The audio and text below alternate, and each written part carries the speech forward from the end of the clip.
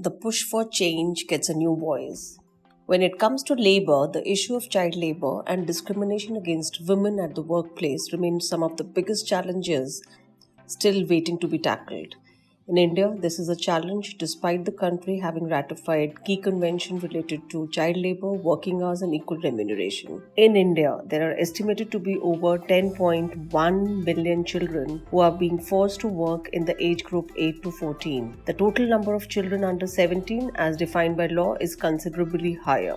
Similarly, the situation of women is extremely challenging at workplace, be it industry or the agriculture sector. Images of the law saying anyone under 17 should not be working, women struggling without protective equipment, etc. at workplaces. At a time when hardly anyone has taken up their struggles, the best hope for these people remain trade unions. India's trade unions have a rich and long history of fighting for workers' rights in both the organized and unorganized sector. Today, these trade unions increasingly find themselves taking up the cause of workers in sectors like agriculture sector where discrimination is rife. In June this year, two such trade unions, INTUC and AITUC, in a program supported by the ILO, decided to learn more about using social media for their communication needs. Dr. Ranjit Prakash, quote, "We consider it critical for an integrated FPRW strategy where government businesses, employers, workers, and supply chain actors, along with other critical partners, jointly engage into dialogue to discuss challenges and act towards possible solution to the issues of child labor, forced labor,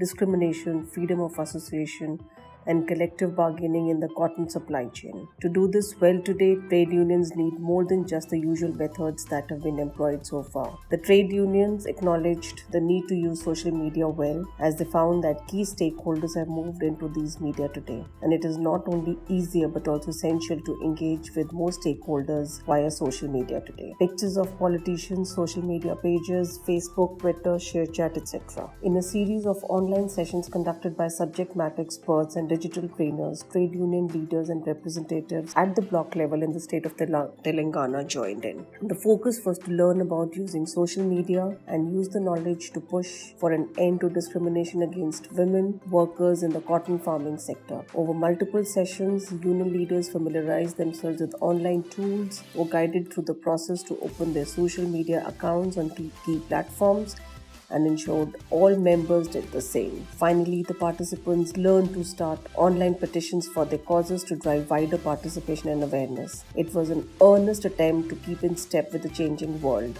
and the demands it made on trade unions to stay relevant to their constituencies. With International Day Against Child Labour falling on June 12th, it was an opportunity to put their skills to good use for many participants. Enthusiasm to learn has been followed by a promise to use the newly acquired learnings and tool to take the message for equal rights farther and more loudly. For India's hapless child laborers and women at the receiving end of discrimination, hope has arrived in the form of reinvigorated support network.